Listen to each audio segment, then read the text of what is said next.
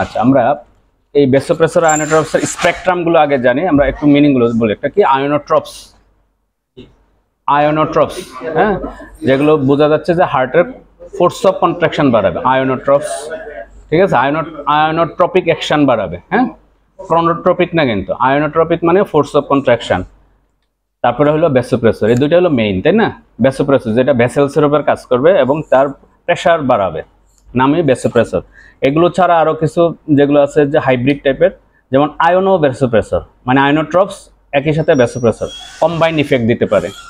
তারপরে আছে আয়োনোডাইলেটর, মানে এখানে ফোর্স অফ কন্ট্রাকশন বাড়াবে কিন্তু আবার ভ্যাসোডাইলেশন করবে, ঠিক আছে। তাহলে ওই অনুযায়ী নাম। আয়োনোট্রপস, ভ্যাসোপ্রেসর হলো মেইন, তারপর আয়োনোপ্রেসর, আয়োনোডাইলেটর, হ্যাঁ। তাহলে আমরা এগুলো একটু মিনিং তো অলরেডি মানে শব্দের থেকে বোঝা যায়। আয়োনোট্রপস যেটা হলো কি ফোর্স অফ কন্ট্রাকশন বাড়াবে, তাহলে এগুলো কোনগুলো? যেগুলো হার্টের উপর কাজ করবে। হার্ট কি মানে হার্টের যে রিসেপ্টর থাকে বিটা 1। তাহলে ভ্যাসোপ্রেসর যেটা হলো ভেসেলসের উপরে কাজ করে, তার কন্ট্রাকশন করবে, মানে ভেসেলের উপরে কাজ করবে।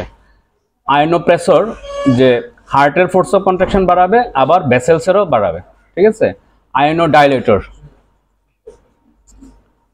ঠিক আছে। তাহলে আমরা আগাই, হ্যাঁ। এখন দেখা যাবে যে কম্বাইন ইফেক্ট যেগুলো আছে, হ্যাঁ, মানে যেমন আয়োনোকনস্ট্রিক্টর। এখন আরেকটা কথা হলো কি যে কোনোটাই একেবারে দেখা যাবে কি যে 100% কোনোটাই সিলেক্টিভ না, হ্যাঁ। আমরা যদি এই আটা দেখি, একটা ছবি দেখে আসি,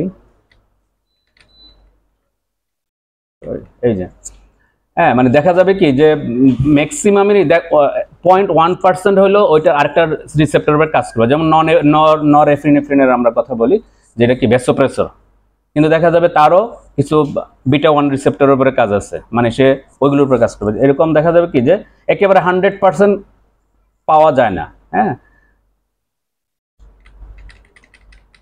তাহলে আমরা এখানে আসি, যেটা, হ্যাঁ, আয়োনোকনস্ট্রিক্টর, মানে কমনলি যেগুলো আমরা ইউজ করি কি নরএফিনেফ্রিন, এবং এফিনেফ্রিন, ডোপামিন, মানে এগুলো হলো নন সিলেক্টিভ, কিন্তু কাজের উপরে ডিপেন্ড করে হয়ে যায়। ভ্যাসোকনস্ট্রিক্টর যেটা, মানে এগুলো হলো পিওর, মোটামুটি ফিনালেফ্রিন বা ভ্যাসোপ্রেসিন। ভ্যাসোপ্রেসিনের এটা কিন্তু আবার নন ক্যাটাকুলামাইন, তাই না? আচ্ছা, আয়োনোডাইলেটর যেগুলো ভেসেলকে ডাইলেশন করে, এটা কি ডোবুটামিন, সে আবার ইয়ার উপরে কাজ করে, হার্টের উপরে কাজ করে, আবার ভেসেলসের উপরে কাজ করে, মানে তার ভ্যাসোডাইলেশন করে। ভ্যাসোডাইলেটর, পিওরলি ভ্যাসোডাইলেটর যেগুলো আছে, যেগুলো নন ক্যাটাকুলামাইন, নাইট্রোগ্লিসারিন বা নাইট্রোপ্রোসাইড, এগুলো। তাহলে আমরা যদি আবার একটু ইয়ে করি যে 4টা ভাগে ভাগ করব, মানে হার্টের উপরে কাজ করবে, হার্টের কন্ট্রাকশন বাড়াবে, এপিনেফ্রিন, একবারে যেটা আমরা জানি যে এপিনেফ্রিন, ডোবুটামিন, তারপর ডোপামিনে।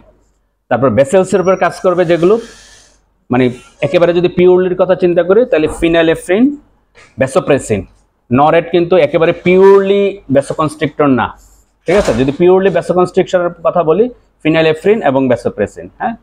আয়োনোডাইলেটর যেগুলো ভেসেলসকে ডাইলেশন করবে, ডোবুটামিন এবং মিলরিনান, ঠিক আছে। মিলরিনান আমরা পরে বলবো। আর আরেকটা হলো যে ভ্যাসোডাইলেটর, নাইট্রোগ্লিসারিন আছে, আমরা যে ওষুধ ইউজ করি, নাইট্রোপ্রোসাইড, এগুলো। আমরা একটু ওই প্রথমটা পড়লাম হলো ফাংশনাল ক্লাসিফিকেশন, যে কি কাজ করে। আর একটা হলো বায়োকেমিক্যাল ক্লাসিফিকেশন, যদি আমরা ইয়া করি যে তার স্ট্রাকচার অনুযায়ী, মানে সিম্প্যাথোমাইমেটিক, ডিরেক্ট এবং ইনডিরেক্ট হতে পারে, phosphodiesterase inhibitor, calcium channel sensitiser এবং কার্ডিয়াক গ্লাইকোসাইড, হ্যাঁ। মানে কার্ডিয়াক গ্লাইকোসাইড বলতে ডিগক্সিন নিজেও একটা কি আয়োনোট্রপিক অ্যাকশন আছে। আচ্ছা, তাহলে ডিরেক্ট সিম্প্যাথোমাইমেটিক যেগুলো, মানে ক্যাটাকোলামাইন গ্রুপ, অ্যাড্রিনালিন, নরএড্রিনালিন, ডোপামিন। আর সিনথেটিকের মধ্যে ডোবিউটামিন এবং আইসোপ্রিনালিন। ইনডিরেক্ট যেটা এফিড্রিন, যেটা হলো ফলস একটা নিউরোট্রান্সমিটার, হ্যাঁ। এফিড্রিন ইউজ করা হয় মানে সিজার ওটিতে ভ্যাসোকনস্ট্রিকশন করার জন্য, এফিড্রিন। ফসফোডাইএস্টারেজ ইনহিবিটর, ফসফোডাইএস্টারেজের মানে কিছু ক্লাসিফিকেশন অফ ড্রাগ আছে, এর মধ্যে যেটা ক্লাস 3, যেটা যেমন ফসফোডাইএস্টারেজ আরও তো ওষুধ ইউজ করে, আমরা রোফ্লুমিলাস দেই, ফসফোডাইএস্টারেজ 4 ইনহিবিটর, ব্রঙ্কোডাইলেশন করে। সিলডেনাফিল গ্রুপগুলো ফসফোডাইএস 5 ইনহিবিটর, ভ্যাসোডাইলেশন। আর এইখানে যেটা মিলরিনান, এটা হলো কি ফসফোডাইএস্টারেজ 3 ইনহিবিটর, ঠিক আছে। আর বাকিগুলো আছে, আমরা মিলরিনানের কথা মনে রাখতে হবে, যেটা ফসফোডাইএস্টারেজ 3 ইনহিবিট করে এবং ভ্যাসোডাইলেশনের। ক্যালসিয়াম চ্যানেল সেন্সিটাইজার, লিবোসিমেন্ডান, যেটা প্রোটিন ট্রপোনিন সি এর সাথে বাইন্ড করে এটার অ্যাকশন পটেনশিয়ালটা মানে কাপলিংটা বাড়ায়। ডিগক্সিন যেটা হলো কি সোডিয়াম পটাশিয়াম এটিপিএস কে ইনহিবিট করে, আলটিমেটলি তার কন্ট্রাকশন বাড়াবে, ক্যালসিয়াম ইনফ্লাক্স করে। আচ্ছা, এখন এইগুলো কাজ করে কিভাবে আমরা যদি একটু জানি, যে আলফা 1, বিটা 1, বিটা 2, তারপর B1, B2 এবং ডোপামিন রিসেপ্টর আলাদা। তাহলে এখন আমাদের জানতে হবে কোথায়, মানে এই যে আমরা বললাম না ওষুধগুলোর নাম, তার অ্যাকশনটা হচ্ছে কোন রিসেপ্টরের উপর কাজ করবে। যেমন অ্যাড্রিনালিন কি নন সিলেক্টিভ, সে বিটা 1 এর উপর কাজ করলে ফোর্স অফ কন্ট্রাকশন বাড়াবে, সে যদি বিটা 2 এর উপর কাজ করে ভ্যাসোডাইলেশন করবে। ঠিক আছে, তাহলে কেমিক্যাল যাই হোক না কেন আলটিমেটলি ডিপেন্ড করতেছে সে কোন রিসেপ্টরের উপর কাজ করতেছে। ঠিক আছে, তাহলে আমার প্রথম হইলো কি মানে মেসেঞ্জার মানে বা নিউরোট্রান্সমিটার যেটাই বলি, তারপর হলো রিসেপ্টর, এবং রিসেপ্টরের পরবর্তীটা হলো যে সেকেন্ড মেসেঞ্জার বলে একটা কথা আছে, আমরা যে ফিজিক্স ফার্মাকোলজিতে পড়ছিলাম, তাই না? তো এটা এরকম না, যেমন দেখা যায় কি যে একই ওষুধ বিটা 1 এ কাজ করলে কন্ট্রাকশন বাড়ায়, বা আলফা 1 এখানে যদি আমরা জানি যে আলফা 1 এ কাজ করলে কনস্ট্রিকশন হয়, কিন্তু বিটা 2 এ কাজ করলে ভ্যাসোডাইলেশন হয়। রিসেপ্টরের ভিন্নতা, তারপরে আলটিমেটলি কি হয় সেকেন্ড মেসেঞ্জার কে অ্যাক্টিভেট হচ্ছে। তাহলে প্রথম হলো কি মানে এখানে কাজ করার জন্য ওষুধ মানে মেইন মেসেঞ্জার যে নিউরোট্রান্সমিটার বলি, তারপরে রিসেপ্টরের উপরে তার চেঞ্জ হয়ে যাবে কাজ, এরপরে নেক্সট যেটা হবে সেকেন্ড মেসেঞ্জারের উপরে কাজ, মানে কোনটা অ্যাক্টিভেটেড হবে। যেমন সেকেন্ড মেসেঞ্জারে আমরা যেগুলো জানি কি সিএমপি, সাইক্লিক এমপি, বা তারপর জিএমপি, IP3, হ্যাঁ, এরপরে হ্যাঁ এগুলো কোনটা অ্যাক্টিভেট হবে কোন পাথওয়ের মাধ্যমে, তখন হলো কন্ট্রাকশন এবং রিল্যাক্সেশন হয় আলটিমেটলি। হ্যাঁ, আর এরপর হলো কি V1, V2 হলো ভ্যাসোপ্রেসিনের জন্য, ডোপামিনের জন্য এগুলোর উপর কাজ করে। আলটিমেটলি ডোপামিন রিসেপ্টরও আলাদা আছে, ডোপামিন রিসেপ্টরের মধ্যে কিন্তু আর বাকিগুলো কাজ করবে না, ডোপামিন রিসেপ্টরের উপরে ডোপামিনই কাজ করবে। ডোপামিন যেটা হলো বেসিক্যালি রেনাল, ডোপামিনের আবিষ্কার বা ডোপামিনের মার্কেটে আসার মেইন ছিল রেনাল সার্কুলেশন বাড়ানো, AKI এর পেশেন্ট বা AKI উইথ শকের পেশেন্টের রেনাল সার্কুলেশন বাড়ানো। আলটিমেটলি পরে দেখা গেল যে এটা ওই নন সিলেক্টিভ মানে ওইগুলোর উপর কাজ করে। তাহলে ডোপামিনের ইয়াটা হলো রেনাল ভেসেলসের উপর কাজ করে। তাহলে আমরা এটাই বলছিলাম যে একই জিনিস সেকেন্ড মেসেঞ্জারের কোনটা অ্যাক্টিভেট হবে আলটিমেটলি তার উপরে নির্ভর করে যে একবার কন্ট্রাকশন হতে পারে অথবা রিল্যাক্সেশন হতে পারে। যেমন এখানে আছে কি যে আলটিমেটলি যে কোনো সেলের বা এর মধ্যে যে আলটিমেট যে কন্ট্রাক্টাইল এলিমেন্ট কি থাকে, অ্যাক্টিন, মায়োসিন, ট্রপোনিন, তো ওই এরকম আর কি যে ওইখানের কোন এনজাইমটা অ্যাক্টিভেট হবে। যেমন মায়োসিন লাইট চেইন কাইনেজ যদি অ্যাক্টিভেট হয়, তাহলে কন্ট্রাকশন হয়, হ্যাঁ সরি ইনহিবিট হলে। যদি মায়োসিন লাইট চেইন মানে ফসফাটেজ যদি স্টিমুলেট হয় তখন রিল্যাক্সেশন হয়। তাহলে এইগুলোর উপরে নির্ভর করতেছে। হ্যাঁ, তাহলে আমরা কি ইফেক্ট পাবো, যেমন এপিনেফ্রিন আমরা বললাম কি যেটা নন সিলেক্টিভ। তাহলে আমরা আবার একটু রিক্যাপ করি যে আলফা 1 এ কাজ করলে ভ্যাসোকনস্ট্রিকশন, বিটা 1 এ কাজ করলে ফোর্স অফ কন্ট্রাকশন, বিটা 2 তে কাজ করলে ভ্যাসোডাইলেশন। তাহলে আমি একদিকে কন্ট্রাকশন বাড়াচ্ছি আর একদিকে ভ্যাসোডাইলেশন হচ্ছে, তাহলে এটা কি ওয়ান টাইপ অফ আয়োনোডাইলেটর। আমি ফোর্স অফ কন্ট্রাকশন বাড়াবো আর ওইদিকে ভ্যাসোডাইলেশন হবে। আচ্ছা, তাহলে এগুলো আবার ডিপেন্ড করে ডোজের উপরে। যত বেশি ডোজ বাড়বে মানে ইসের উপর নির্ভর করে আর কি, যে আমরা যদি ডোজ বাড়াই তার রিসেপ্টরের প্রতি তার সেন্সিটিভিটি বেড়ে যাবে, বেশি কাজ করবে। অল্প ডোজে অল্প কাজ করবে। আবার কিছু আছে যে অল্প ডোজে ফোর্স অফ কন্ট্রাকশন বাড়াবে, বেশি ডোজ দিলে সেটা আলটিমেটলি ভ্যাসোকনস্ট্রিকশন হিসেবে কাজ করে। যেমন ডোবুটামিনের ব্যাপারে, হ্যাঁ, যে এটা যদি আমি অল্প ডোজে দিই, লো ডোজে ফোর্স অফ কন্ট্রাকশন বাড়াবে, যদি এটাকে ডোজ বাড়ানো হয় তখন ভ্যাসেলের উপর কাজ করবে। আচ্ছা, হ্যাঁ থাকবে, মানে আলটিমেটলি নেট ইফেক্টটা দেখতে হয় কোনটা, এটা দেখাবো আমরা ডোবুটামিন একটাই দেখাবো। আচ্ছা, তাহলে ক্যাটাকোলামাইন গুলো তো হলো এরকম, বাকিগুলো আছে যে নন ক্যাটাকোলামাইন, বা আমরা যদি ইয়াটা দেখি একটু ভ্যাসোপ্রেসিন কিন্তু নন ক্যাটাকোলামাইন। তাহলে ভ্যাসোপ্রেসিনের জন্য কিন্তু আলফা 1, আলফা 2, বিটা 1, বিটা 2 এর ব্যাপার নাই। তাহলে ভ্যাসোপ্রেসিন কাজ করবে তার জন্য আলাদা রিসেপ্টর আছে, B1 B2 B3 আরও কিছু রিসেপ্টর আছে, আমরা ভ্যাসোপ্রেসিন আলাদা বলার সময় সেটা বলবো আর কি। ঠিক আছে, তাহলে সিলেক্টিভিটি হলো আমরা আমরা কোন ওষুধটা চুজ করবো, আমরা কোন ধরনের ইফেক্ট পাই। আচ্ছা, আমরা যদি একটু মেটাবলিজমের কথা চিন্তা করি, যেমন ফার্স্ট যেটা আসে মানে এই যে ক্যাটাক্লামেন সিনথেসিস, ফিনাইল অ্যালানিন, তার থেকে টাইরোসিন, আলটিমেটলি ডোপামিন, নরএফিনেফ্রিন, এপিনেফ্রিন, এইভাবে। তাহলে আমরা যদি ডোপামিন দেই শরীরে, আলটিমেটলি কিন্তু সে নরএফিনেফ্রিন, এপিনেফ্রিন হিসেবে তার আলটিমেট টার্গেট কিন্তু ওইভাবে যায়। হ্যাঁ, তাহলে এতটুকু জানতে হবে।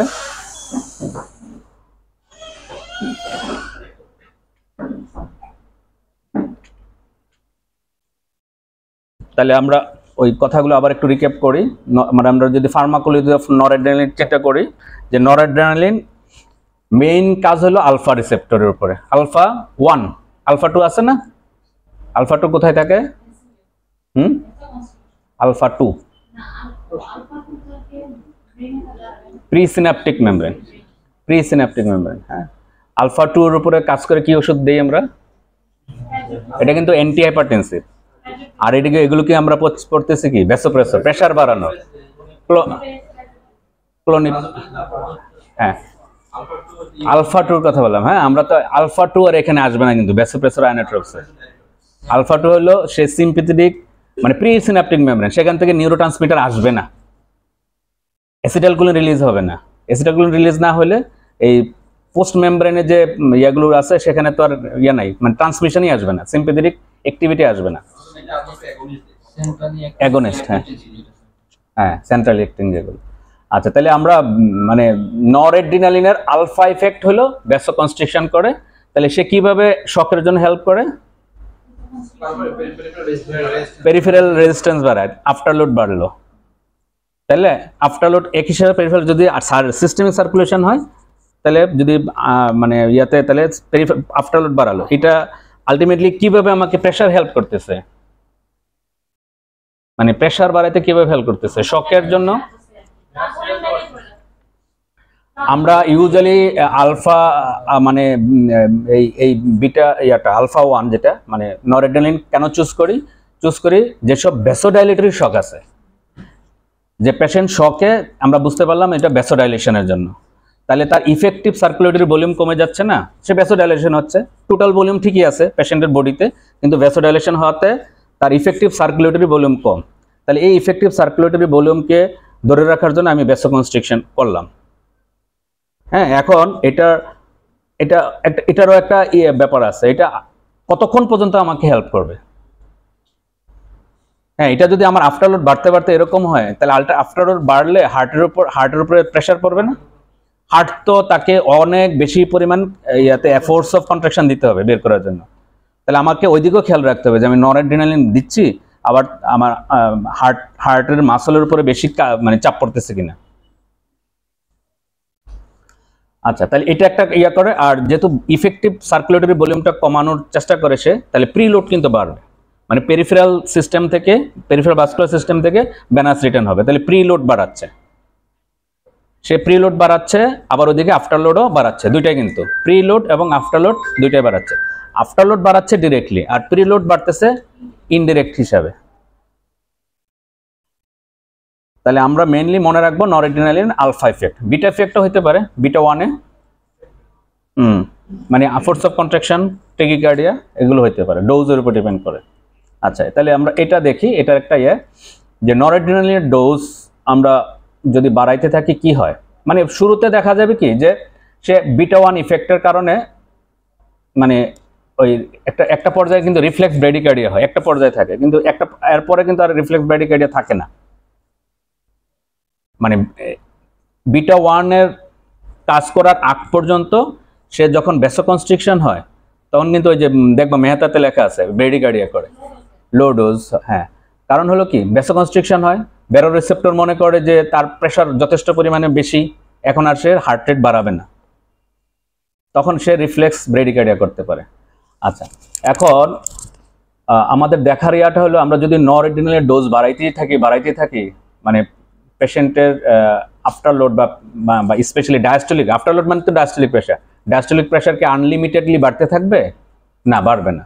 এটা লিনিয়ার সম্পর্ক না যে আমি নরএড্রিনালিন ডোজ যতই বাড়াবো আলটিমেটলি যে ডায়াস্টোলিক প্রেশার বাড়তেই থাকবে এরকম না। একটা পর্যায়ে গিয়ে দেখা যাবে কি যে তার মানে প্রেশার ফল করতে পারে, কারণ হলো ওই যে আমরা বললাম হার্টের কমে যাবে, মানে কার্ডিয়াক আউটপুটও কমে যাবে। তাহলে কার্ডিয়াক আউটপুট কমলে প্রেশারও কমে যেতে পারে, কিন্তু তাহলে এটারই একটা ডোজ ব্যাপার আছে যে আমরা হাইয়েস্ট ডোজ ম্যাক্সিমাম ডোজ কত দিব, আর সবচেয়ে ভালো ইফেক্ট পাওয়া যাবে মাঝামাঝি পর্যায়ে। এই জন্যই কিন্তু আসছে যে যখনই একটা ভ্যাসোপ্রেসর ইউজ করা হয় মানে মাঝামাঝি ডোজে গেলে কিন্তু আমরা আরেকটা জাতি ইউজ করি, কারণ নাহলে কি হবে, আমি যদি ভ্যাসোপ্রেসর মানে নরএড্রিনালিনের ডোজ বাড়াইতে থাকি ওই যে ডোজগুলো দিচ্ছি আমার রিসেপ্টরের সেন্সিটিভিটি কিন্তু কমে যাবে। মানে আমি যদি সবগুলো রিসেপ্টর ওকাইপাই করে ফেলি দিয়ে, মানে ওই রিসেপ্টরগুলো তো পরবর্তী ওষুধের জন্য সে আর প্রিপেয়ার থাকবে না, তাহলে রিসেপ্টরকে আমাকে সুযোগ দিতে হবে। এই জন্য ভ্যাসোপ্রেসিন ইউজ করার মেইন টার্গেট কিন্তু ক্যাটাকোলামাইন মানে এই নরএড্রিনালিনের ডোজ কমায় রাখা। ভ্যাসোপ্রেসিন যে এক্সট্রা ইফেক্ট দেবে তা না, প্রথম টার্গেট হলো নরএড্রিনালিনের ডোজ যাতে কম লাগে।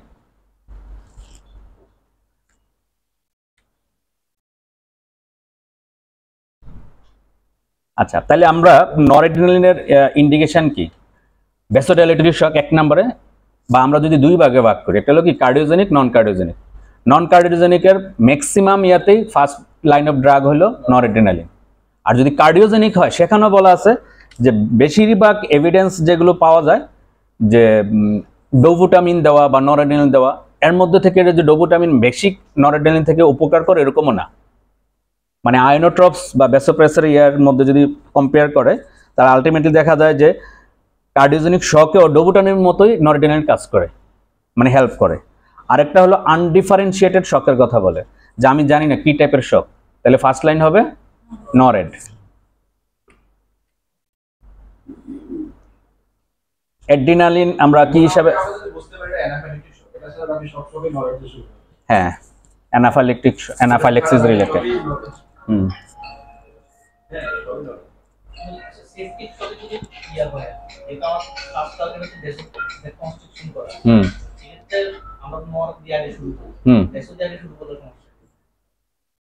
বেসোদিয়া এগুলো ট্রায়াল আছে, BASSST মানে এখানে, হ্যাঁ, যে ট্রায়ালে দেখা গেছে যে মানে মানে আলটিমেটলি ওরা কি দেখে মর্টালিটি বেনিফিট বা আউটকাম কি, মানে ভ্যাসোপ্রেসিনের তুলনায় নরএডের ইয়াটা বেশি মর্টালিটি বেনিফিট।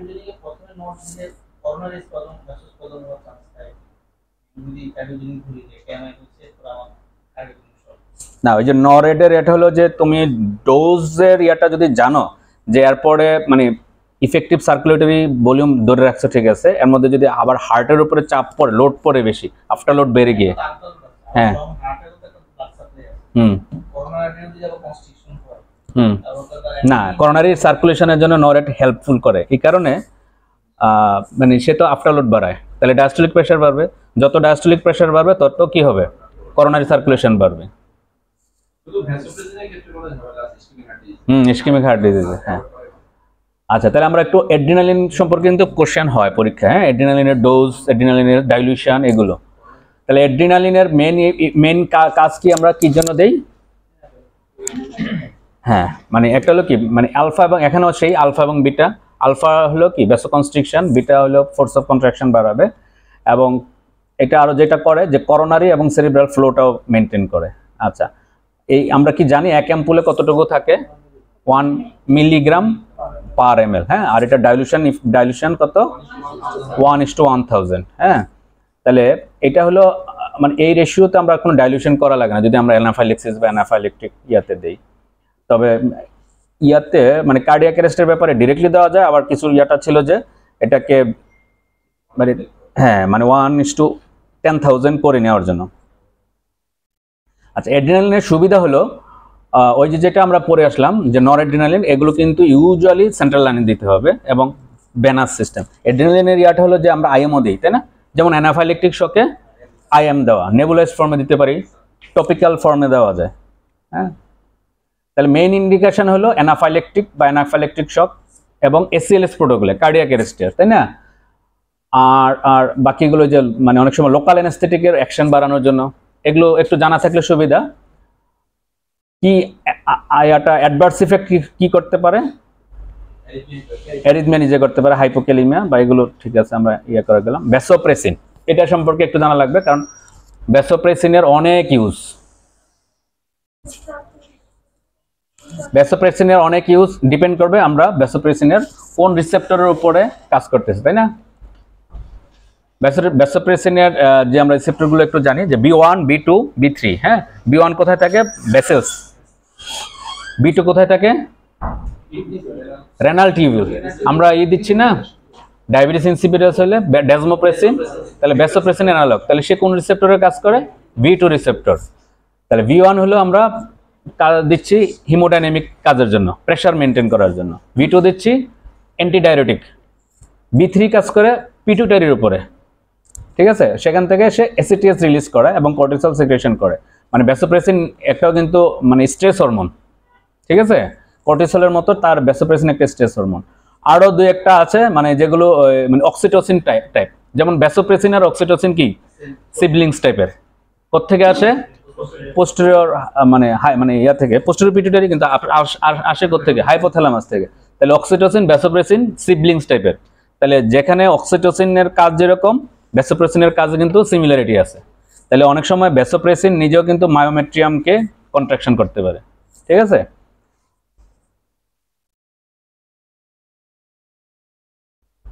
আচ্ছা, তাহলে আমরা এখানে আমরা ইনজেকশন ফর্মে তো দিই, সাবকিউটেনিয়াসও কিন্তু দেওয়া যায়, আইএমও দেওয়া যায়, হ্যাঁ। তো একটা সময় কার্ডিয়াক অ্যারেস্টের এসএলএস ড্রাগের মধ্যে কিন্তু ভ্যাসোপ্রেসিন ছিল, মানে রিসেন্ট যে গাইডলাইনগুলো এগুলোর মধ্যে কিন্তু ভ্যাসোপ্রেসিন নাই, হ্যাঁ। এটা একটু মনে রাখতে হবে।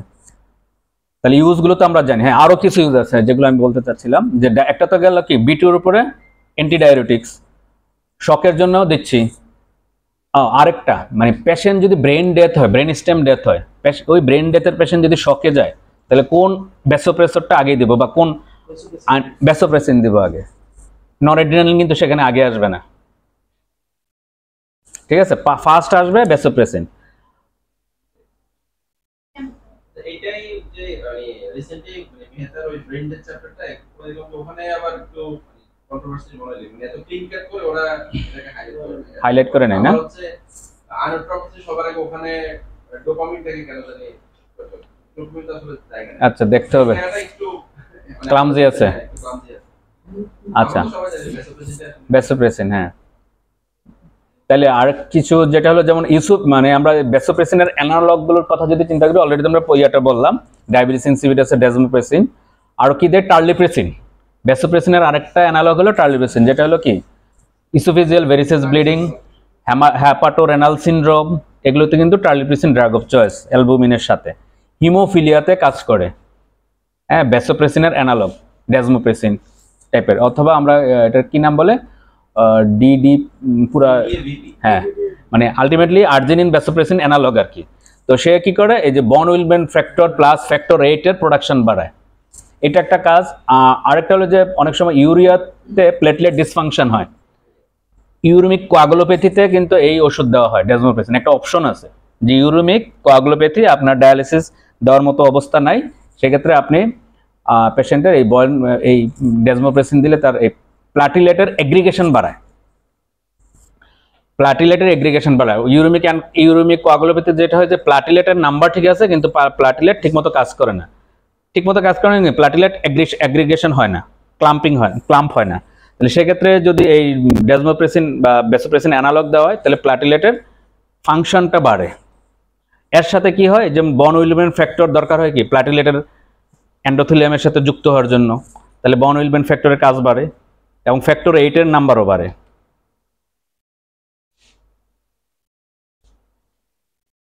ডোবুটামিন, হ্যাঁ, আমরা যেটা ইউজুয়ালি ইউজ করি কিসের জন্য? বিটা আলফা, মানে বিটা 1 ভ্যাসো মানে টনোট্রপিক ইফেক্টের জন্য, মানে সরি আয়োনোট্রপিক ইফেক্টের জন্য।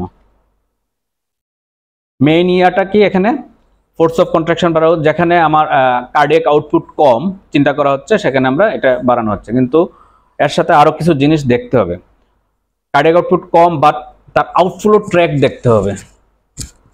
একটা পেশেন্টের ইয়াং পেশেন্ট HOCM আছে, তাহলে আমি ফোর্স অফ কন্ট্রাকশন বাড়াই দিলে কিন্তু প্রবলেম, সেখানে আমাকে হার্টকে আরো রিল্যাক্স করতে হবে।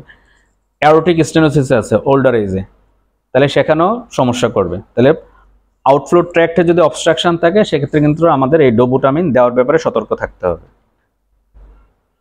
কার্ডিয়াক অ্যারেস্টের পরে কি ডোবুটামিনের কোনো রোল আছে যে 24 ঘন্টা ডোবুটামিন দিয়ে রাখতে হবে এরকম কোনো কিছু, মানে একটা সিপিআর পাওয়ার পরে ভিটারাল স্পন্টেনিয়াস সার্কুলেশন আসার পরে?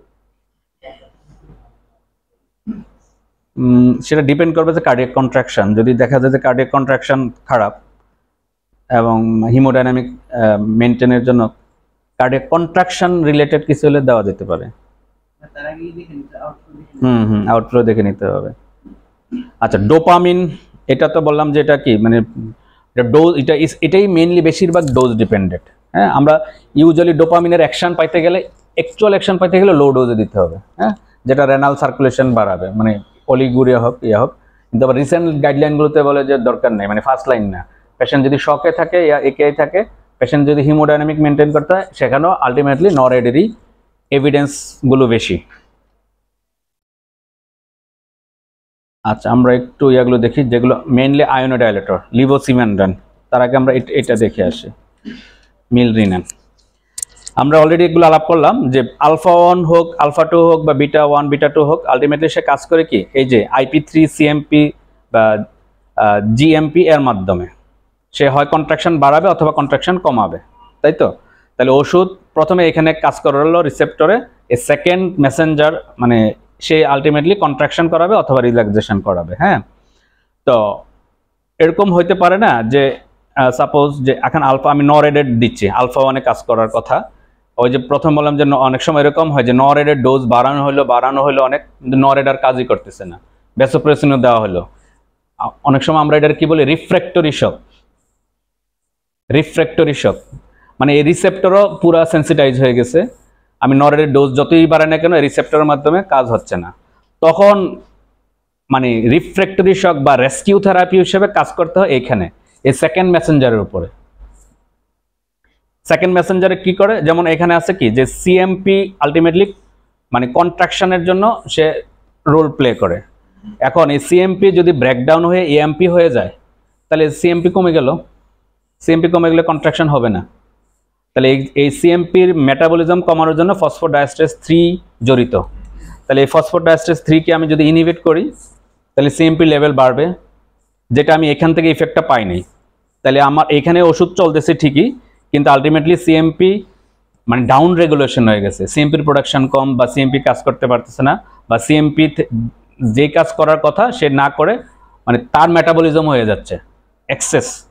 তাহলে আমি তার লেভেল, যেমন আমরা ওপিসি পয়জনিংয়ে যেটা করি, বা ওপিসি না মানে মাইস্থেনিয়া গ্রেভিসে বা অন্যগুলোতে কোলিনেস্টারেজ ইনহিবিটর দিয়ে অ্যাসিটাইলকোলিন লেভেল বাড়াইয়ে কন্ট্রাকশন বা ফোর্স অফ কন্ট্রাক্টটা বাড়ানো মানে নিউরোট্রান্সমিশন বাড়ানোর চেষ্টা করি। তাহলে এখানেও একই, যদি আমরা ওই রকম মেকানিজমটা চিন্তা করি যে সিএমপি লেভেলটা নর্মাল রাখা, তার মেটাবলিজম কমানো, তাহলে আমরা ফসফোডাইএস্টারেজ 3 ইনহিবিটর দিলে কি হবে, সিএমপি লেভেল বেশি থাকবে, সে কাজ করতে পারবে। তাহলে এটা এই যদি আমরা মিলরিনান দেই এখানে, তাহলে সে এই ফসফোডাইএস্টারেজ 3 কে ইনহিবিট করবে। তাহলে কি সে রেস্কিউ, যে আমার এখানে আর কোনোটা বাড়ানোর সুযোগ নাই, আলফা 1 বা ভ্যাসোপ্রেসিন সেও কাজ করতে পারতেছে না, আলটিমেটলি আমাকে রেস্কিউ থেরাপিতে যাইতে হবে। ঠিক আছে, বোঝা গেছে নাকি কঠিন মনে হচ্ছে এটা?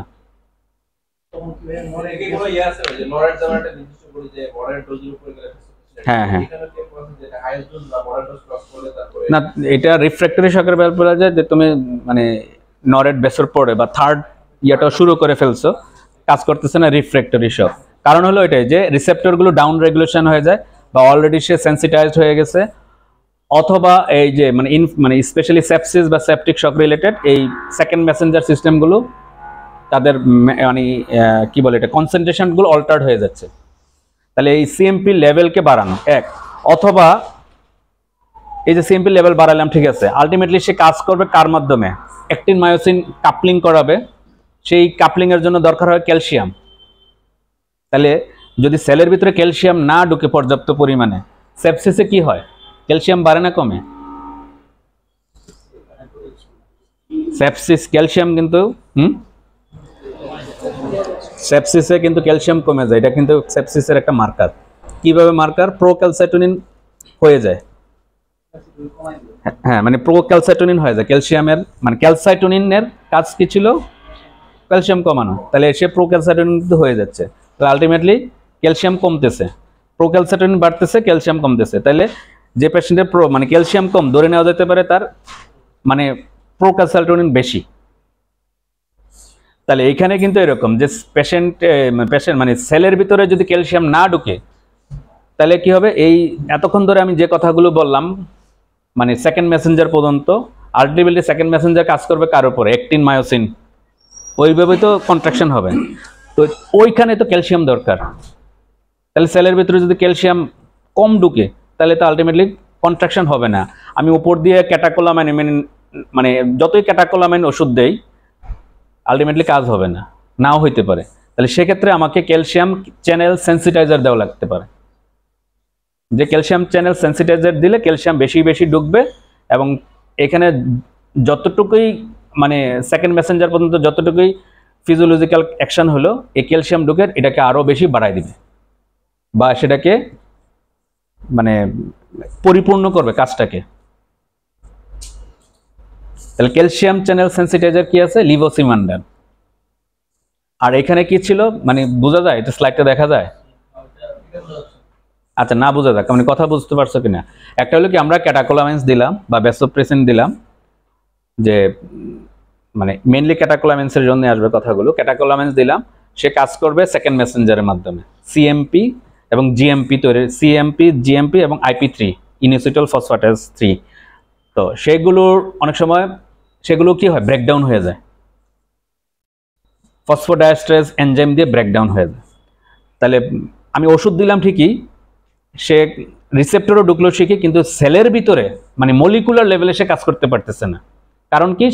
ওই মলিকুলার লেভেলে গিয়ে যে সেকেন্ড মেসেঞ্জারের মানে কনসেন্ট্রেশন যত থাকার কথা সে থাকতে পারতেছে না, কারণ মেটাবলিজম হয়ে যাচ্ছে। কার মাধ্যমে? ফসফোডাইএস্টারেজ 3 এনজাইমের মাধ্যমে। তাহলে এটা পরে অনুমান করা হয় যে আমি ওষুধ দিলাম, কিন্তু যতটুকু ওষুধ দিচ্ছি নরেট 20 মাইক্রোগ্রাম পার কেজি দিচ্ছি, কিন্তু ইফেক্টিভ ব্লাড প্রেশার পাচ্ছি না। তার মানে ধরে নিতে হবে কি ওই সেলের ভিতরে তার এই সমস্যা, সেকেন্ড মেসেঞ্জার সিস্টেমের সমস্যা। তখন আমরা চিন্তা করতে পারি যে আমরা সেকেন্ড মেসেঞ্জারের পরিমাণ ঠিক রাখার জন্য বা তার মেটাবলিজমকে কমানোর জন্য ওষুধ দিতে পারি। সেটা কি রকম? এই যে ফসফোডাইএস্টারেজ 3 ইনহিবিটর, হ্যাঁ, যেটা হলো না, এটা কি মিলরিনান। এরপর আরেকটা অপশন হলো কি, যে সিএমপি বা IP3 বা জিএমপি লেভেলটা ঠিক আছে, কিন্তু তারপরও মনে হচ্ছে যে হচ্ছে না কাজ। ফোর্থ অপশন কি চিন্তা করতে পারি? যে ক্যালসিয়াম বাড়ানো সেলের ভিতরে, ক্যালসিয়াম মানে ক্যালসিয়াম চ্যানেলের সেন্সিটাইজেশন বাড়ানো, সেন্সিটাইজার করা, যে ক্যালসিয়াম যাতে বেশি ঢুকতে পারে, সেটা কি? লিভোসিমান্ডান দেওয়া। তাহলে অপশন প্রথম হলো ক্যাটাকোলামাইন্স, বা তারপরে সেকেন্ড অপশন হলো ফসফোডাইএস্টারেজ 3 ইনহিবিটর। থার্ডে আমরা চিন্তা করতে পারি ক্যালসিয়াম চ্যানেল সেন্সিটাইজার, যাতে এগুলোর অ্যাক্টিভিটি বাড়ে। তাহলে আমরা এগুলো যে দিলাম, তাহলে আমরা ক্লিনিক্যাল কনটেক্সটের সাথে কিভাবে মিলাবো? আমরা এতক্ষণ ধরে আমরা ফিজিওলজি ফার্মাকোলজির কথা বললাম, আমরা ক্লিনিক্যাল কনটেক্সট আমরা কি কি জন্য দেই? এগুলো shock, any type of shock, cardiac arrest, এগুলো অলরেডি বলে ফেলছি। অ্যানাফাইল্যাক্সিস, ব্রঙ্কোডাইলেশনের জন্য দেই না? কোন রিসেপ্টর কাজ করে ব্রঙ্কোডাইলেশনে? বিটা 2, মানে অ্যাজমার পেশেন্টের বা সিওপিডির পেশেন্টের আমরা যেগুলো দেই। হ্যাপাটোরেনাল সিনড্রোম, বেরিসেল ব্লিডিং, হার্ট ব্লক বা ব্রেডিকার্ডিয়াতে অনেক সময় আমরা কি দেই? আইসোপ্রিনালিন দেই, অ্যাট্রোপিন বা আইসোপ্রিনালিন দেই। তাহলে এগুলো হলো কি আমাদের ক্লিনিক্যাল অ্যাপ্লিকেশন বা ডিজিজ অনুযায়ী দেই। ভ্যাসোপ্রেসর আয়োনোট্রপস ইন শক, আমরা একটু যদি শকের মেকানিজম পড়ি, অলরেডি তো আমরা বললাম যে 4 রকমের শক আছে, কিন্তু এর মধ্যে ব্রড সেটিংয়ে আমরা কি বলতে পারি? একটা হলো কি ভ্যাসোডাইলেশন, আর একটা হলো নন ভ্যাসোডাইলেশন, এভাবে ভাগ করতে পারি, অথবা কার্ডিয়াক, নন কার্ডিয়াক ইস্যু। হ্যাঁ, এখন শকের ইয়ার ম্যানেজমেন্টের জন্য আমরা 3টা জিনিসকে করি। একটা হলো কি প্রিলোড, হার্ট, আফটারলোড, ঠিক আছে? এখন কোন জায়গায় সমস্যা ওই অনুযায়ী আমাকে হাত দিতে হবে শকের ম্যানেজমেন্টে। এরকম হতে পারে যে পেশেন্টের প্রিলোডের সমস্যা, তাহলে প্রিলোড কমাইতে হবে, বাড়াইতে হইতে পারে। যেমন হাইপোভলিমিক শক, প্রিলোড কম না বেশি? কম। হ্যামোরেজ হলো, ব্লাড লস বা ডায়রিয়া হলো, তাহলে প্রিলোড, তাহলে আমাকে সেখানে কি ভ্যাসোপ্রেসর দিলে কাজ হবে? পেশেন্ট তো এমনি প্রিলোড কম, এমনি ভ্যাসোকনস্ট্রিকশন হয়ে আছে, তাই না? হাইপোভলিমিক শকে তো সিম্পেথেটিক ওভার অ্যাক্টিভিটি বেশি থাকে, ভাস্কুলার রেজিস্ট্যান্স বেশি থাকে, তাহলে সেক্ষেত্রে আমাকে প্রিলোড বাড়াইতে হবে। তাহলে আমার মানে প্যাথোফিজিওলজি বুঝতে হবে যে শকের প্যাথোফিজিওলজিটা কি। যদি এটা হাইপোভলিমিক হয় তাহলে প্রিলোড কম, তাহলে প্রিলোডকে আমার বাড়াইতে হবে, অপটিমাইজ করতে হবে। আবার প্রিলোড বেড়ে গিয়েও হার্ট ফেলিওর হইতে পারে, মানে প্রিলোড বেড়ে গিয়েও শক মতো হইতে পারে যদি পেশেন্টের মানে এলবি বা আরবি ওভারলোডেড থাকে, হার্ট ফেলিওর থাকে, তাহলে সেক্ষেত্রে আমার কি করতে হবে? প্রিলোড কমাইতে হবে। সেক্ষেত্রে আমাকে ডায়ারেটিক্স দিতে হবে, অথবা প্রিলোড যদি আমি বিয়ে করি তাহলে ভ্যাসোডাইলেটর লাগতে পারে প্রিলোড কমানোর জন্য, ডায়ারেটিক্স লাগতে পারে, ভ্যাসোডাইলেটর লাগতে পারে। তাহলে চিকিৎসা কিন্তু ডাইনামিক, যে একরকমেরই হবে এরকম না। তাহলে আমরা আরেকটা ইয়া করি যে আফটারলোড। আফটারলোডের একই কথা এখানেও আসবে, যে আফটারলোডের মানে আফটারলোডটা আমরা হিসাব করি কীভাবে? ভাস্কুলার রেজিস্ট্যান্স দিয়ে। যদি ভ্যাসোডাইলেশন থাকে তাহলে আমরা ভ্যাসোকনস্ট্রিক্টর ওষুধ দিচ্ছি, যেই সব ওষুধগুলো ভ্যাসোকনস্ট্রিক্টর করে, মানে যেটা আলফা 1-এর উপরে কাজ করে, নরএড্রিনালিন বা ওই টাইপের। আবার এরকম হইতে পারে যে আমার আফটারলোডকে মানে না বাড়ে কমাইতে হবে, স্পেশালি কার্ডিওজেনিক শকে। কার্ডিওজেনিক শকে আফটারলোড কমাইতে হইতে পারে। যদি আমার হার্টের মাসল দুর্বল থাকে, আফটারলোড কমাইলে হার্টের মাসলের উপরে চাপ কম পড়বে।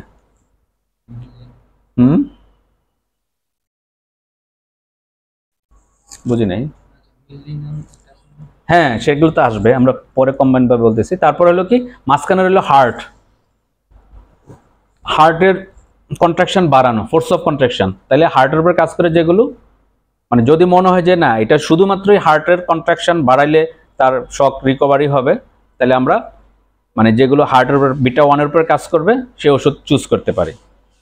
ঠিক আছে? তাহলে আমরা যদি আবার একটু চিন্তা করি যে পেশেন্টের ডিপেন্ডিং অন দ্য শক দুইটা ভাগে, মানে ক্লিনিক্যাল অ্যাসপেক্ট চিন্তা করলে দুইটা ভাগে ভাগ করে ফেলতে পারি। একটা লিখি কার্ডিয়াক ইস্যু জড়িত নাকি নন কার্ডিয়াক। অল নন কার্ডিয়াক আমরা মানে নরএড্রিনালিন দিয়ে শুরু করতে পারি। আর যদি কার্ডিয়াক ইস্যু হয় সেখানে ডোবুটামিন লাগবে নাকি নরেট লাগবে, এই দুটার মধ্যে ব্যালেন্স করতে হবে। আবার যদি আমরা সিঙ্গেল চিন্তা করি যে হাইপোভলিমিক, তাহলে প্রিলোড বাড়াইতে হবে। যদি দেখা যায় যে পেশেন্টের মানে অবস্ট্রাকটিভ শক, তাহলে সেখানে কি করব?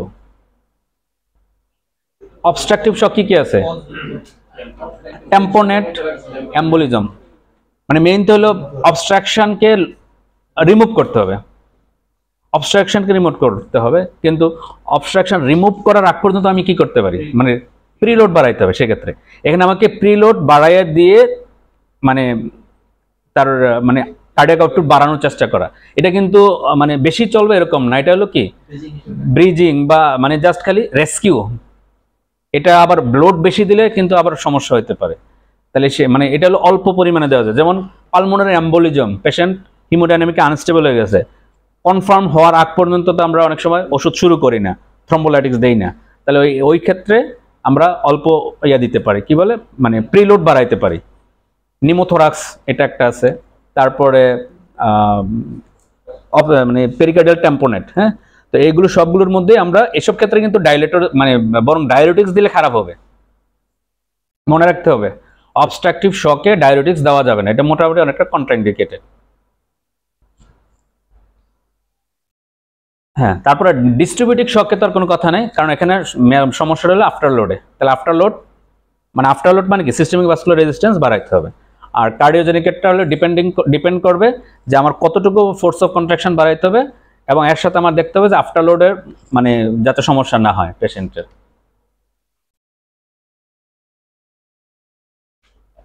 তাহলে এগুলো আমরা বললাম কার্ডিওজেনিক ভার্সেস নন কার্ডিওজেনিক।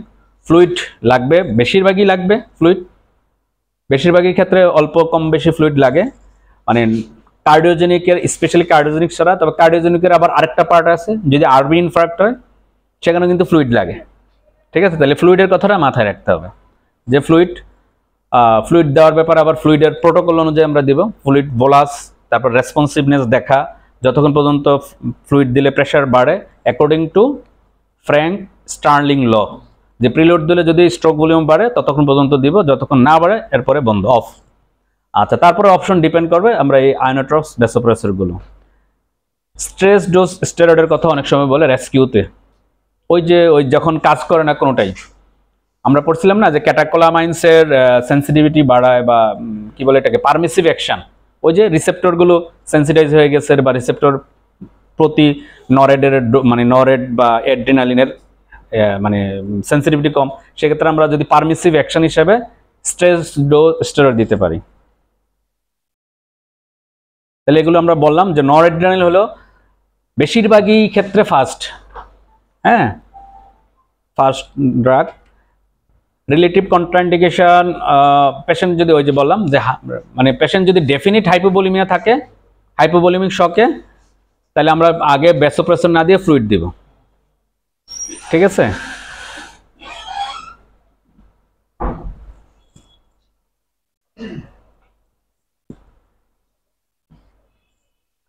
আচ্ছা, তারপর হলো ভ্যাসোপ্রেসিন, হ্যাঁ সারভাইভাং সেপসিস ক্যাম্পেইন যেটা বলছে যে এটা সেকেন্ড অপশন হিসেবে শুরু করতে হবে নরেডের পরে ভ্যাসোপ্রেসিন, হ্যাঁ।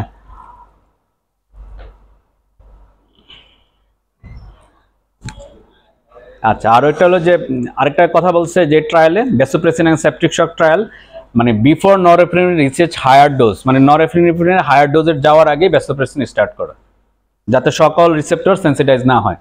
মানে বিকল্প হয়, যেমন আমরা অ্যান্টি হাইপারটেনসিভ দেওয়ার ব্যাপারে কি করি, একটা ডোজের কিছু মানে প্রোটোকল আছে কিন্তু, যেমন অ্যান্টি এপিলেপটিকের ব্যাপারে হাইয়েস্ট ডোজের যেতে হবে সেকেন্ডটা শুরু করার আগে, কিন্তু অ্যান্টি হাইপারটেনসিভের ব্যাপারে লো ডোজ বা মিডিয়াম ডোজ যাওয়ার আগে আরেকটা শুরু করতে হবে, কারণ একটার হাইয়েস্ট ডোজ গেলে যা সাইড ইফেক্ট হবে আরেকটা যোগ করলে সেটা আরো বেটার মানে মানে বেনিফিট বেশি পাওয়া যায়। এরকম এখানেও আয়োনোট্রপস ভ্যাসোপ্রেসর, যে একটাকে হাইয়েস্ট ডোজ যাওয়ার আগেই আরেকটা যোগ করে দিই, কারণ দুইটার মেকানিজম ভিন্ন। ভ্যাসোপ্রেসিন কাজ করে তার B1 রিসেপ্টর দিয়ে, আর নরএড্রিনালিন কাজ করে তার ক্যাটাকোলামাইন রিসেপ্টর দিয়ে, এই জন্য হলো ইফেক্টগুলো সিনার্জিস্টিক কিন্তু মেকানিজম অ্যাকশন ভিন্ন। আচ্ছা, ডোবুটামিনের ব্যাপারে ওইখানে আরেকটা বলছিলাম, এখানে যে ডোবুটামিন কি করে, যে ফোর্স অফ কন্ট্রাকশন বাড়ায়, কিন্তু এটারও সম্পর্ক লিনিয়ার না। নরেডের কথা বলছিলাম যে লিনিয়ার না, এখানে বলছিলাম যে লিনিয়ার না, যে ফোর্স অফ কন্ট্রাকশন বাড়াবে একটা সার্টেন পর্যায় পর্যন্ত, হ্যাঁ, কিন্তু যদি এটা আরো বাড়ানো হয় ডোজ, তখন দেখা যাবে কি যে তার আফটারলোড বাড়বে। যদি আফটারলোড বাড়ে তখন স্ট্রোক ভলিউম কম বের হবে, তাহলে আলটিমেটলি পেশেন্টের কার্ডিয়াক ইন্ডেক্স, যেটা স্ট্রোক ভলিউম ইন্ডেক্স বলি বা কার্ডিয়াক আউটপুট কমে যাবে কিন্তু, হ্যাঁ।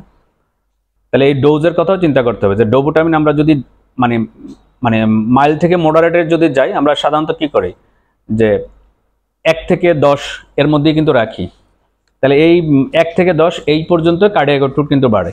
এরপরে ডোজ যদি বাড়াইতে থাকি তখন আফটারলোড বাড়বে, তখন আলটিমেটলি পেশেন্টের মানে প্যারাডক্সিক্যালি আউটপুট কমে যাবে।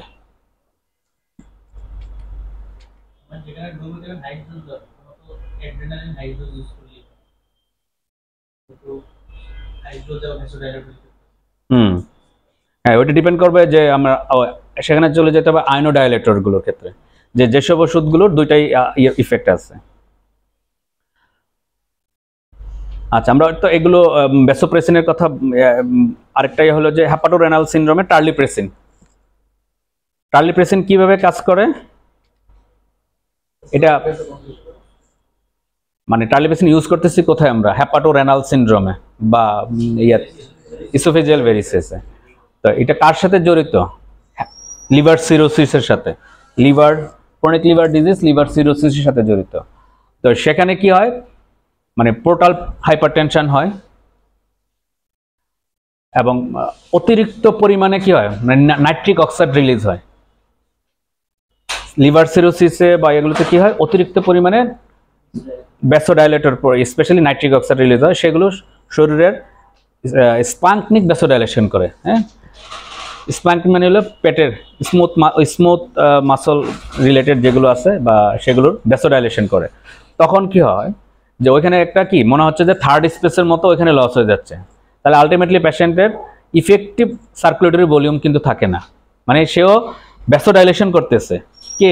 Nitric oxide. কেন ইয়ে হচ্ছে? ওই যে লিভার সিরোসিস থেকে নাইট্রিক অক্সাইড মেটাবলিজম হয় না। আচ্ছা, তাহলে কি হয়? পেশেন্টের ইফেক্টিভ সার্কুলেটরি ভলিউম যদি কমে যায় তখন মানে স্মুথ মাসলের যে আছে মানে ভ্যাসেলস বা ভাস্কুলার সাপ্লাই আছে সেগুলোর কমে যায়, কারণ শরীর মনে করে যে তার মানে ইয়াতে নিয়ে আসতে হবে, সিস্টেমিক সার্কুলেশনে নিয়ে আসতে হবে, স্মুথ সার্কুলেশন থেকে পোর্টাল সার্কুলেশন থেকে স্মুথ ইয়াতে নিয়ে আসতে হবে সিস্টেমিক সার্কুলেশনে।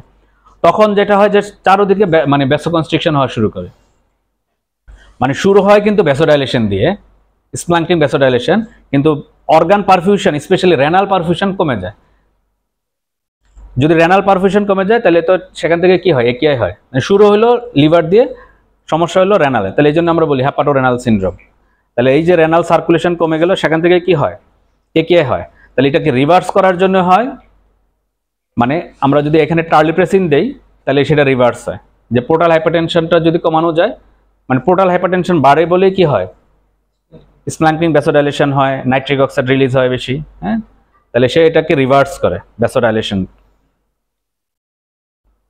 বেরিসেল ব্লিডিংও একই। ভেসোডাইলেশন আর সিস্টেমিক ভেসোকনস্ট্রিকশন এরকম হচ্ছে কি? টোটাল হাইপারটেনশন সিস্টেমিক ভেসোডাইলেশন হওয়ার পরে সিস্টেমিক ভেসোকনস্ট্রিকশন হচ্ছে পরে বলেন যে এটা হলো স্প্ল্যাঙ্কিং ভ্যাসোডাইলেশন হয়, তাহলে ইফেক্টিভ সার্কুলেটরি ভলিউম কমে যায়। ইফেক্টিভ সার্কুলেটরি ভলিউম যদি কমে যায় তখন সিম্পাথেটিক অ্যাক্টিভিটি বাড়বে, তখন ভ্যাসোকনস্ট্রিকশন করবে, হ্যাঁ। এর মধ্যে যেটা হয় যে রেনাল সার্কুলেশন কমে যাবে, মানে সিস্টেমিকের আন্ডারে রেনাল ধরবে আর কি। যে রেনাল সার্কুলেশন কমে গেলে রেনাল হাইপোপারফিউশন হবে, একেআই হবে। একেআই যদি হয় তাহলে তো ওই আমরা তখন এটাকে বলতেছি কি, এই প্রসেসটার শুরুটাকে হ্যাপাটো রেনাল সিনড্রোম বলতেছে। লিভার সিরোসিস বা এই ধরনের কোনো কিছুতে যখন স্যার হচ্ছে স্প্ল্যানিক ভেসোডাইলেটেশন হয় তখন স্যার হচ্ছে পাথওয়েটা বন্ধ হয়ে যাচ্ছে। তাহলে পেশেন্টকে যদি স্যার আমরা ভেসোকনস্ট্রিকশন করি তাহলে স্যার ভেনাতে বা তো আসতেছে না স্যার হেপাটিক মানে তো সিরোসিস হয়তো স্যার না, এটা বুঝেন, একটা হলো কি হ্যাপাটো রেনাল সিনড্রোম আমরা বলতেছি কি লিভারের রিলেটেড, মানে লিভার সিরোসিসে নাইট্রিক অক্সাইড প্রচুর পরিমাণে তৈরি হয়, এবং সেগুলো স্প্ল্যাঙ্কনিক স্প্ল্যাঙ্কিং বলতে যেগুলো লিভার, স্প্লিন এবং ধরেন জিআইটিতে সাপ্লাই দিচ্ছে সেগুলো, হ্যাঁ। তাহলে ওইগুলো ভ্যাসোডাইলেশন হচ্ছে, তাহলে ভ্যাসোডাইলেশন হচ্ছে ওইখানে, তাহলে থার্ড স্পেস লসের মতো হচ্ছে। আমার সিস্টেমিক সার্কুলেশন যে আছে সে মনে করতেছে কি যে মানে ব্লাড ভলিউম কমে গেছে, সে ভ্যাসোকনস্ট্রিকশন শুরু করে দেয় সিস্টেমিক পুরা। এর মধ্যে ইফেক্টটা বেশি যেটা পাওয়া যায় সেটা হলো রেনাল, তাহলে সিস্টেমিকের অংশ হিসেবে রেনাল ভ্যাসোকনস্ট্রিকশন হয়ে যায়। তাহলে রেনাল ভ্যাসোকনস্ট্রিকশন হলে তখন রেনাল হাইপোপারফিউশন হয়। শুরু হইলো মানে পেটের জিআইটির ইয়া দিয়ে, মানে কিডনির সার্কুলেশনটা সিস্টেমিকের আন্ডারে আসবে, আর যেটা গাট রিলেটেড এবং ধরেন যে পোর্টাল বেইন বা হ্যাপাটিক বেইন ওইগুলোকে আমরা ধরবো স্প্ল্যাঙ্কনিক, ওইগুলো ভ্যাসোডাইলেশন হয়।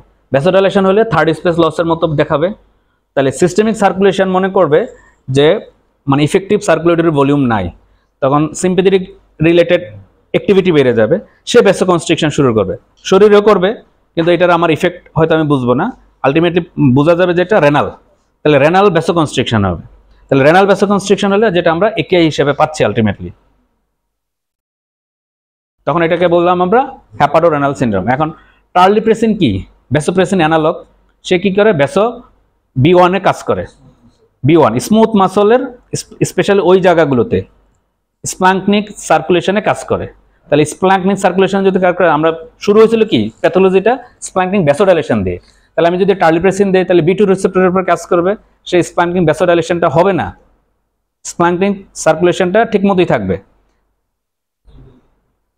তাহলে আলটিমেটলি কি হবে? এখানে থার্ড স্পেস লসের মতো দেখাবে না, তাহলে সিস্টেমিক সার্কুলেশন ঠিকঠাক থাকবে, তাহলে রেনাল সার্কুলেশনও ঠিক থাকবে। বোঝা গেছে নাকি? সিস্টেমিক ভলিউমটা ঠিক থাকে স্যার। ভলিউম তো ঠিকই থাকে কিন্তু রিলেটিভলি কম দেখাবে, মানে এটাই বললাম আর কি যে সার্কুলেটরি ভলিউম ঠিক হয়ে যাবে। হ্যাঁ ঠিক হয়ে যাবে। হ্যাঁ মানে থার্ড স্পেস লসের মতো আমি বুঝালাম যে এটা মানে শরীর সিস্টেমিক সার্কুলেশন মনে করবে যে তার ইফেক্টিভ সার্কুলেটরি ভলিউম নাই, কারণ সব তো ওই পোর্টাল বেনে বা হেপাটিক বেনে বা জিআইটির যে জমে আছে, আমার সিস্টেমিক সার্কুলেশনে নাই। খাওয়ার পরে এরকম হয় না, ঘুম আসে, ইয়া হয়, কারণ সার্কুলেশন কই যায়? পেটে চলে যায়, স্টোমাকে চলে যায়, ব্রেইনে সার্কুলেশন যায় না। তো ওই রকম যদি হয় তাহলে মানে তখন কি হয়, মানে বসে থাকা যায় না, মানে শুলে আরাম লাগবে। তাহলে এরকমই তো আর কি, ওই সার্কুলেশন সব পেটে চলে যায়, ব্লাড সব পেটে চলে যায়, তখন শরীর মনে করে যে তার ইফেক্টিভ সার্কুলেটরি ভলিউম নাই। ইফেক্টিভ সার্কুলেটরি ভলিউম না থাকলে শরীরের নিজস্ব ইয়াটা হলো যে ইফেক্টিভ সার্কুলেটরি ভলিউমটাকে বাড়ানোর জন্য সে ভ্যাসোকনস্ট্রিকশন করে দেবে শরীরের সব সিস্টেমিক সার্কুলেশনগুলো। এর মধ্যে সিস্টেমিক একটা পার্ট হলো রেনাল। তাহলে রেনাল ভ্যাসোকনস্ট্রিকশন হয়ে যাচ্ছে, তাহলে রেনাল হাইপোপারফিউশন হচ্ছে। এতক্ষণ পর্যন্ত তো প্যাথোলজি চলতে থাকে, শুরু হলো ভ্যাসোডাইলেশন দিয়ে, আলটিমেটলি ভ্যাসোকনস্ট্রিকশন পর্যন্ত তার ইফেক্ট হচ্ছে।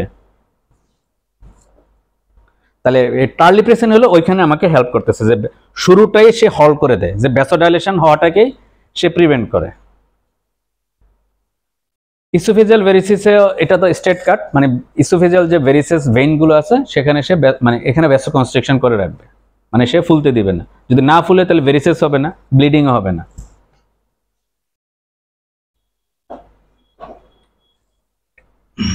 Adrenaline in anaphylaxis. অ্যানাফাইল্যাক্সিসে কি সমস্যা হয়? তিনটা জায়গায় সমস্যা হয়। এয়ারওয়ের তো সমস্যা হয়, ব্রিদিংয়ের সমস্যা হয়, সার্কুলেশনের সমস্যা হয়। ঠিক আছে, তাহলে এয়ারওয়েতে কি হয়, যে লেরিঞ্জিয়াল ইডিমা হয়, মানে ইয়া হয়ে যায় সব, ভ্যাসোডাইলেশন। অ্যানাফাইল্যাক্সিস যেটা হয়, মাল্টিপল ইনফ্লেমেটরি মেডিয়েটর রিলিজ হয়। আর ইনফ্লেমেটরি মেডিয়েটর রিলিজ মানে বড় একটা কাজ হলো সে ভ্যাসোডাইলেশন করে, লিকেজ করে, ভেসেলস থেকে সব ফ্লুইড বের করে দেয়। তাহলে বের করে দিলে কি হবে? ফুলে যাবে, মানে ইডিমা হবে, ইন্টারস্টিশিয়াল ইডিমা হবে। এক, ব্লাড ভেসেলগুলো সব মোটা মোটা হয়ে গেছে। তাহলে এখানে আবার সেই একই কথা আসবে, ইফেক্টিভ সার্কুলেটরি ভলিউম কমে যাবে অথবা লিকেজ হবে, মানে অ্যাবসলিউটলিও কমতে পারে, ইফেক্টিভ সার্কুলেটরি ভলিউম এটাও কমতে পারে। তাহলে প্রেশার কমবে না, সার্কুলেটরি কলাপস হবে। আর এদিকে এয়ারওয়ে যদি ফুলে যায় তাহলে এয়ারওয়ে কম্প্রোমাইজেশন হবে, ব্রঙ্কোকনস্ট্রিকশন হবে। তাহলে এয়ারওয়ে, ব্রিদিং, সার্কুলেশন তিনও জায়গায় সমস্যা হয়। তার অ্যানাফাইল্যাক্সিস বোঝার উপায় হলো এরকম, যে একটা পেশেন্ট যদি কার্ডিওরেসপিরেটরি কলাপস হয় একই সাথে, তাহলে এটা অ্যানাফাইল্যাক্সিস বা অ্যানাফাইল্যাকটিক শক মনে করতে হবে।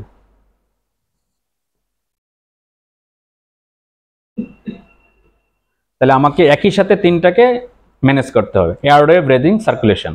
আচ্ছা, এখন মানে অ্যাড্রিনালিন এখানে কিভাবে কাজ করে? একটা হলো ব্রঙ্কোডাইলেশন করে, তাহলে এয়ারওয়ে ব্রিদিংটাকে ঠিক করার চেষ্টা করে। সার্কুলেশনে সে ফোর্স অফ কন্ট্রাকশন বাড়াবে, আর কি করে? হ্যাঁ, তার তো নন স্পেসিফিক হবে, কোনটার উপরে কাজ করতেছে সে অনুযায়ী কাজ হবে। ব্রঙ্কোকনস্ট্রিকশনটাকে প্রিভেন্ট করলো এবং হার্টের ফোর্স অফ কন্ট্রাকশন বাড়াবে। আর কি করে? মাস্ট সেলকে স্টেবিলাইজ করে। মানে অ্যানাফাইল্যাক্সিস শুরু হয় কিন্তু মাস্ট সেল দিয়ে, মাস্ট সেল ডিগ্রেডেশন দিয়ে। তাহলে মাস্ট সেল থেকে যাতে আরো বেশি পরিমাণে কোনো মানে মেডিয়েটরস না আসতে পারে, ব্যাসোফিল বা মাস্ট সেল, হিস্টামিন, হ্যাঁ, এগুলো রিলিজ হলে কিন্তু ওই যে বললাম না যে শুরুতে মাল্টিপল ইনফ্লেমেটরি মেডিয়েটরস আসে। তাহলে শুরুটা হয় কিন্তু ব্যাসোফিল বা মাস্ট সেল। ওই সেলকে যদি স্টেবিলাইজ করে, আমরা যেরকম হাইপারক্যালিমিয়ার ম্যানেজমেন্ট কি দেই, শুরুতে ক্যালসিয়াম গ্লুকোনেট দেই সেল স্টেবিলাইজ করার জন্য, সেল থেকে যাতে আর বের না হয়। তাহলে এখানে একই রকম, যে সেলের ভিতর থেকে যাতে ইনফ্লেমেটরি মেডিয়েটরস না আসে, তাহলে ওইটাও কিন্তু তার ইফেক্ট হবে। আচ্ছা, অনেক সময় রিফ্র্যাক্টরি হয়। আচ্ছা, এটা তো মেইন কথা, যেটা হলো যে আমরা আইএম দেই, কিন্তু আইভিও দেওয়া যাবে না এরকম না, কিন্তু আইভিও দেওয়া যাবে, কিন্তু সেক্ষেত্রে এরিথমিয়ার চান্স বেশি থাকে, এই জন্য স্পেশালাইজড সেন্টারে দিতে হবে। হ্যাঁ,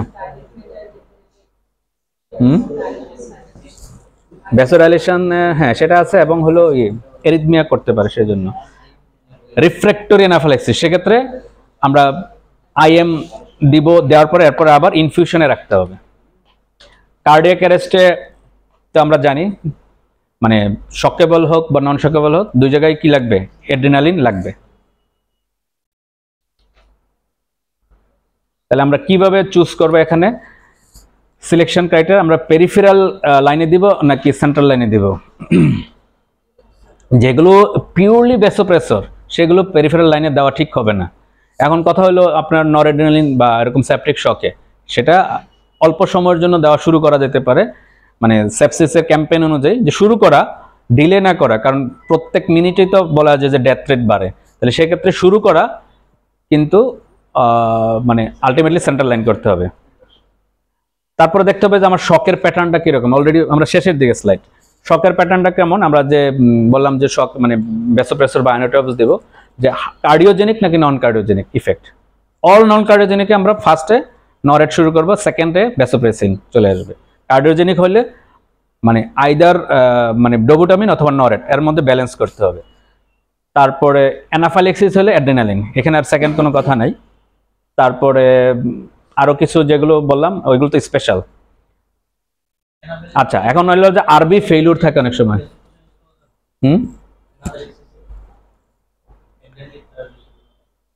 অ্যানাফাইল্যাক্সিসের ব্যাপারগুলো তো খুব দ্রুত ম্যানেজ করতে হয়। এখন ভ্যাসোপ্রেসিনের তো সব ইফেক্ট নাই, অ্যাড্রিনালিনের হলো এটা মাল্টিপল ইফেক্ট। এই যে বললাম সে তো ব্রঙ্কোডাইলেশন করতেছে, হ্যাঁ।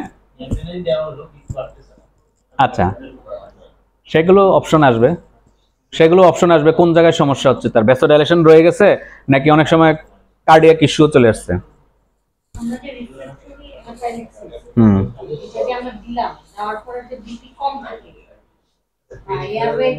এখানে কিন্তু ওই যে ফ্লুইড ভলিউমও দিতে হবে, কিন্তু আমি ফ্লুইড ভলিউমের কথা বলি না, ফ্লুইড কিন্তু দিতে হবে। অ্যানাফাইল্যাক্সিসে ফ্লুইডও কিন্তু দিতে হবে। না